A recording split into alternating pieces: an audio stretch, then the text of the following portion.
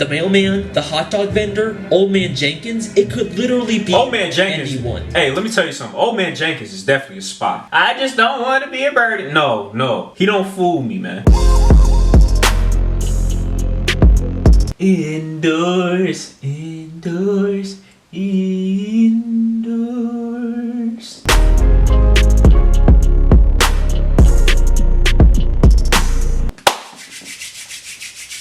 What's going on, YouTube? This is your boy Broadband, and I'm back again with another banger, man. Check this out, y'all. This is the final SpongeBob conspiracy video that I have to get through, alright? Now, I've already done 1, 3, and the latest one 4. For whatever reason, I've jumbled these up, right? But I'm gonna put it in a playlist for you guys, just so you guys can check it out in order, okay? Shout out to Alex Bale. He always comes with the great fire flame videos. This one, of course, SpongeBob conspiracy number 2, the television theory. I'm excited to get into the video, but before we do that, make sure you like the video, subscribe to the channel, and turn on them notifications, alright? But that's neither here nor there. I'm excited to get into it. I know you guys are too, so without further ado, let's get into the video, man. Let's go. Let's get into the video. There's a secret group of puppet masters who are all watching the citizens of Bikini Bottom and pulling the strings. Hidden within Bikini Bottom are spies that keep an eye on the characters and make sure everything goes to plan. This is a conspiracy that will fundamentally change the way you look at the show SpongeBob SquarePants, and I believe it's all actually intended by the creators, and I'm gonna prove it. This is the television theory.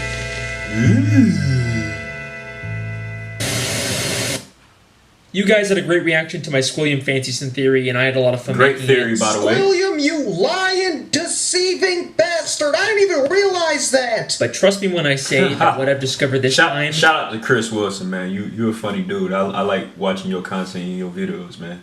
...is much, much big. To start this theory, we have to go back to the very beginning of the very first episode of SpongeBob SquarePants. Ah, the sea. So fascinating. So wonderful. Here we see Bikini Bottom, teeming with life, home of one of my favorite creatures, SpongeBob SquarePants. Yes, of course he lives in a pineapple, you silly goof. So let me ask you a question. Yeah. Who's speaking in this clip? Well, obviously that's just the narrator. We hear his voice many times throughout the show. Ah, Goo Lagoon, a stinky mud puddle for you and me. Ah, the crusty crab. Through these doors pass all the many kinds of undersea life. Pop's boating school, where diligent students learn the of the road. But who exactly is the narrator? Well, he's just the narrator, right? We're not supposed to think about who he is or why we're hearing him. Lots of shows have narrator framing devices we're not supposed to think about. Caillou was amazed that Mommy had made a rainbow, just like in the picture. But there's something different about this narrator. He sounds a lot like he's narrating a nature documentary. The ocean. Oh. From above, a simple blanket of water. But below, a complex world full of life and That's crazy.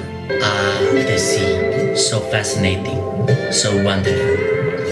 Here we see Bikini Bottom, teeming with life. What if I told you that he's not just some random disembodied voice? He's an actual character in this universe. Here we are at That is pretty interesting. Please, tell me more. Bikini Bottom Boating School. Today is once again the day of SpongeBob's boating school exam, but more importantly, You gonna fail that this is the thing. last test You for gonna the fail year. that thing. And if SpongeBob does not pass this one, it means another whole year of boating school. SpongeBob literally crashes into the fourth wall, and we actually get to see the narrator and the camera he's been filming with. forgot the about show that episode. SpongeBob SquarePants is not just a cartoon. Everything we see is a part of a nature documentary television show being filmed by scuba divers. And That if you're makes still not sense. convinced, I searched really, really hard and found an old SpongeBob DVD bonus feature that basically confirms everything. Since before time even existed, land-loving scientists have tried to learn the secrets of intelligence.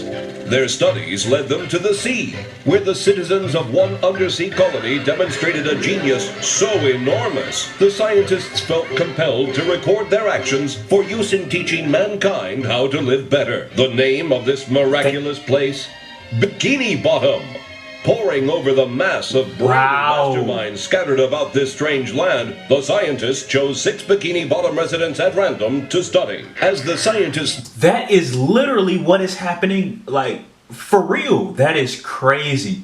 They literally told you what is going down. But nope, they're just... Wow, that's crazy. Marveled at the advanced knowledge and superior intellect of these 6 creatures. I went to college! They rolled their cameras and took notes. And now, finally, we can learn all of the things that these smarty pantsuses have to teach us. Life lessons from Bikini Bottom.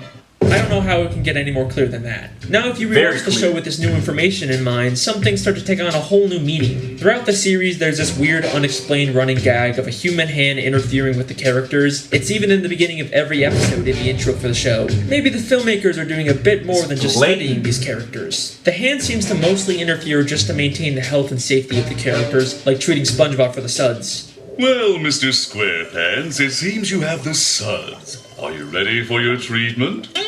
Oh, Hans!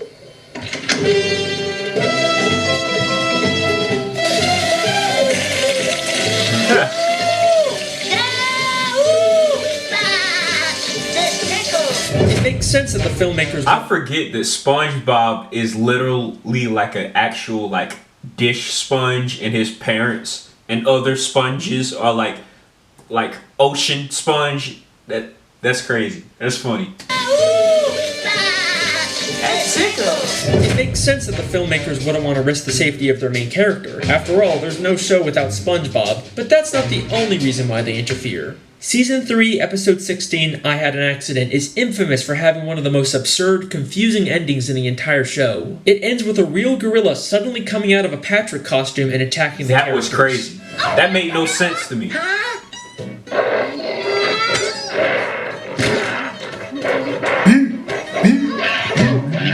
Then as soon as SpongeBob begins to question the logic of the scene, this happens. What's a gorilla doing underwater in the first place? This is one of my favorite episodes. Indoors, indoors, indoors. You know what I mean? See, George, they're onto us! Let's get out of here.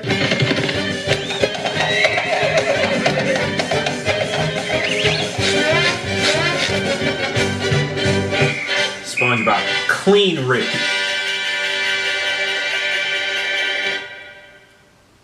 Nonsense.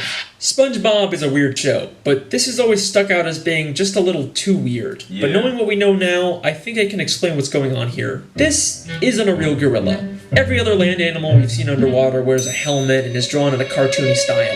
The gorilla is shown in a live-action style, and the only time we ever see live-action characters is when they're human. So I believe both the gorilla and the horse he rides away on are humans with costumes. The filmmakers set this whole thing up just to make the episode more entertaining. It's starting to seem like this isn't strictly a nature documentary anymore. It's more of a reality TV show made for entertainment. Who knows what other absurd elements of the show are actually the filmmakers to make the show more entertaining and profitable. Although, based on the people's reaction, it doesn't always seem to pay off. But how far will the filmmakers go to make the show more profitable?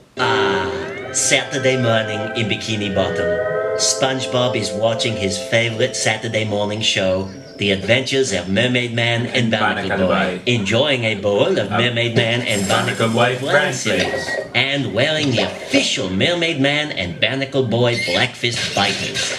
If we think of this as a television show, this sounds an awful lot like a product placement. I mean, listen to how the narrator specifically says the full names of the products. The Adventures of Mermaid Man and Barnacle Boy, Mermaid Man and Barnacle Boy brand cereal, Mermaid Man and Barnacle Boy Blackfist Biters. Why don't you let me fix you some of this new Mococo drink?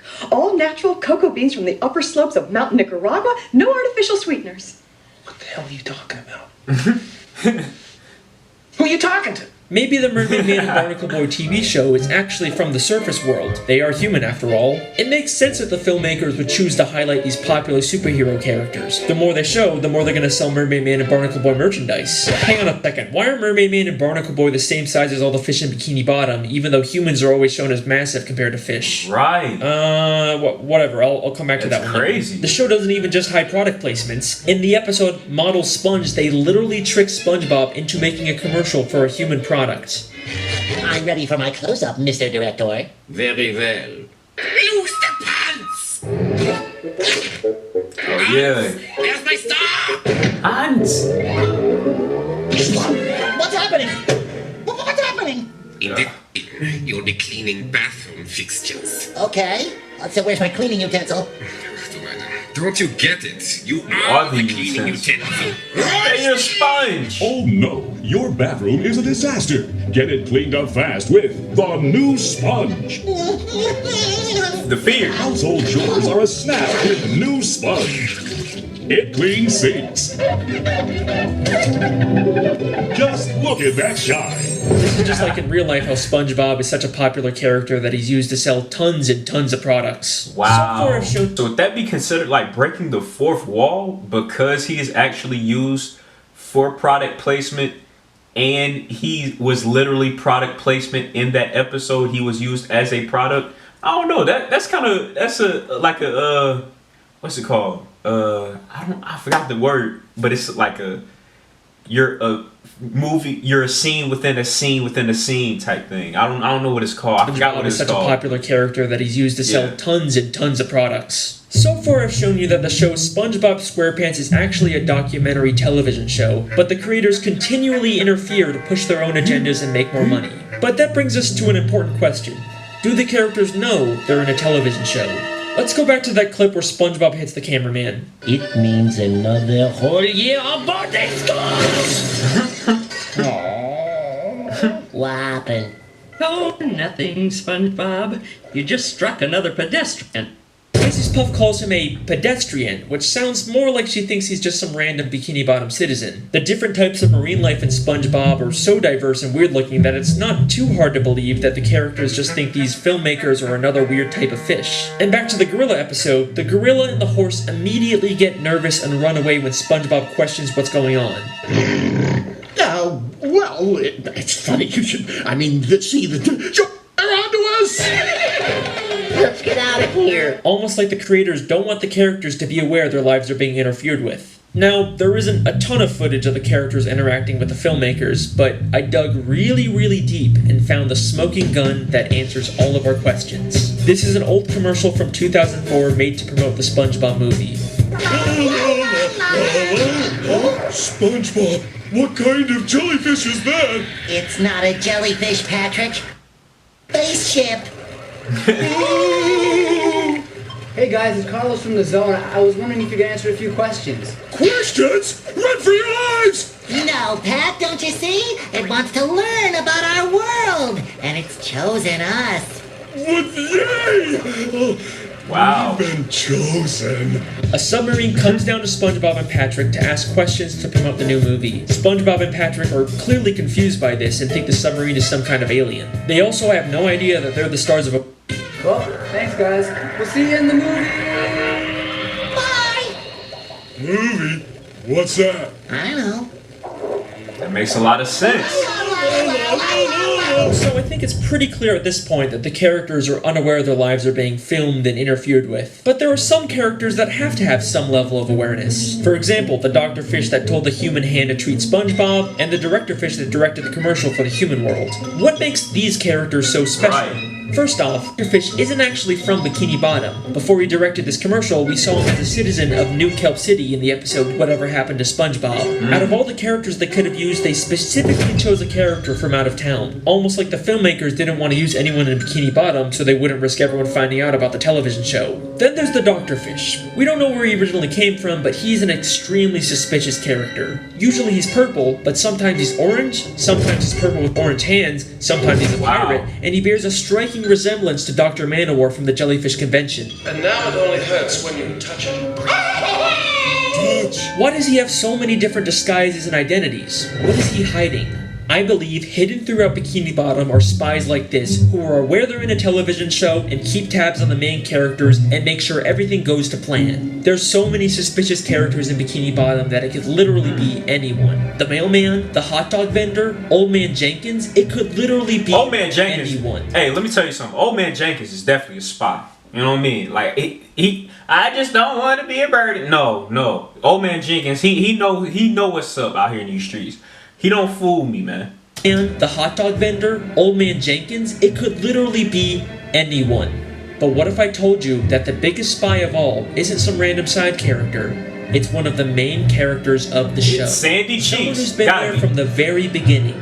Someone who's not even from Bikini Bottom. Someone who's not even from the ocean. That's right. Sandy Cheeks. Yup. Gotta be. Sandy Cheeks is the thrill-seeking scientific squirrel from Texas who lives underwater in her tree dome. But why did she come to Bikini Bottom?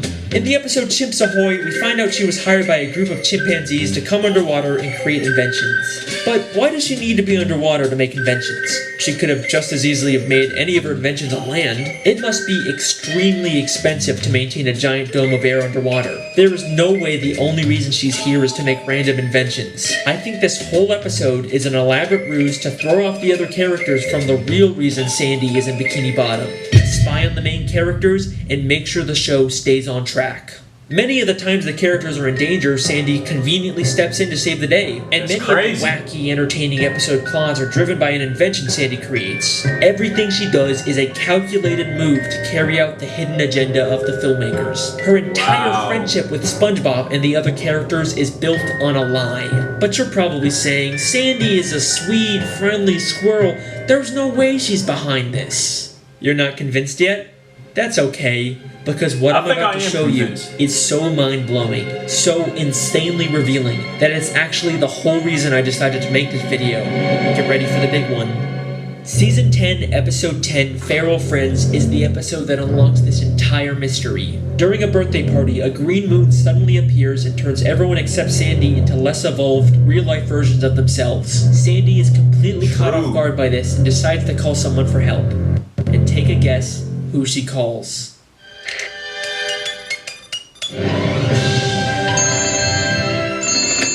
Hello, French narrator speaking. Hey, Frenchie! It's me, Sandy! Wow, Sandy Cheeks. How is it hanging? Oh, it's not hanging too good, Frenchie. You see, there's this... Don't say another word. I have been monitoring the behavior of the green moon all day. Huh, yeah, I guess that's a pretty interesting clip, yeah. Yeah. Holy shit! Sandy literally calls the narrator to let him know what's going on and asks for instructions on what to do next. She's been working with him the entire fucking time! He even has a picture of her on his desk! This is where I originally planned on ending the video, but there was still... Wow, that is true. Sandy. Wow, you think you're your friends, you know what I'm saying? There's no way, bro. That is crazy, bro. One small issue with the television theory. Just one nagging plot hole that contradicts everything. If this is all a television show filmed by scuba divers, then how are we seeing inside the buildings? It's not like any of the humans filming the show could fit inside them. It's the one annoying thing that keeps this theory from being complete. I mean, the most logical explanation is that they have hidden cameras inside of everyone's homes, but we never really see anything like that. Holy shit. Season 6, Episode 24, Truth or Square. The Spongebob 10th Anniversary Special where they reveal lots of stuff about the characters. But the most damning piece of evidence comes from when the characters get lost in the Krusty Krab vents and end up in a room full of monitors showing live footage of all of their homes. That's crazy. I gotta go back and watch some of these episodes, man. They be dropping like little, like subtle hints in each and every episode. That's crazy to me. Oh! My house is on TV! All of our houses are on TV. Gary the snail, you get down from that bed this instant! Hey, there's my house! Look, it's Sandy! And who is the character responsible for all of these hidden cameras? Mr. Krabs, why do you have cameras watching us? No, but, Eugene! Just want to make sure The biggest op. floss after every meal. Thank you, Mr. Krabs. Dental hygiene is very, very important. Dental hygiene? Eugene, you lying bastard. Of course he would sell out his friends for a quick buck. And if there's any part of you that thinks there's some chance Mr. Krabs has all these hidden cameras for some other reason, then take a look at what happens next. Hey, who are those guys? I think it's us, Patrick. But who are they? Alright, they're not even trying to hide it anymore. A cameraman and a boom operator have been following around the characters this entire time. And just like the gorilla, as soon as they get seen, they make a run for it. The case is closed. The television theory is something the show has consistently alluded to from the very first episode to the newest episodes. Maybe one day the show will actually directly address it and our characters will discover the real truth about their world. But regardless, that's my theory. I hope you guys enjoyed. Let me know what you think in the comments. Make sure to subscribe if you want to see more. See you next time. Hey, whoa, hang on a second. You thought I forgot about the Mermaid Man and Barnacle Boy thing, didn't you? Alright, here's a quick bonus theory. Mermaid Man and Barnacle Boy were two superheroes that fought crime underwater and protected the sea from evil. Whether or not they actually did this or it was all staged for television isn't clear, but they both spent their lives underwater until they became old and retired. But after spending so much time under the sea, they no longer fit in with human society. Plus, Mermaid Man is clearly dealing with some form of dementia and PTSD from fighting evil. But you can't retire. There's evil afoot.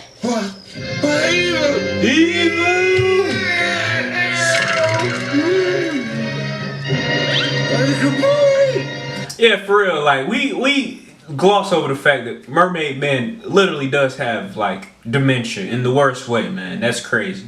So, they decided to live the rest of their lives in Bikini Bottom, and in order to fit in better with their fellow sea creatures, they made the permanent decision to shrink themselves using Mermaid Man's shrinking belt. The case is closed. Again. Yeah, they definitely shrunk themselves.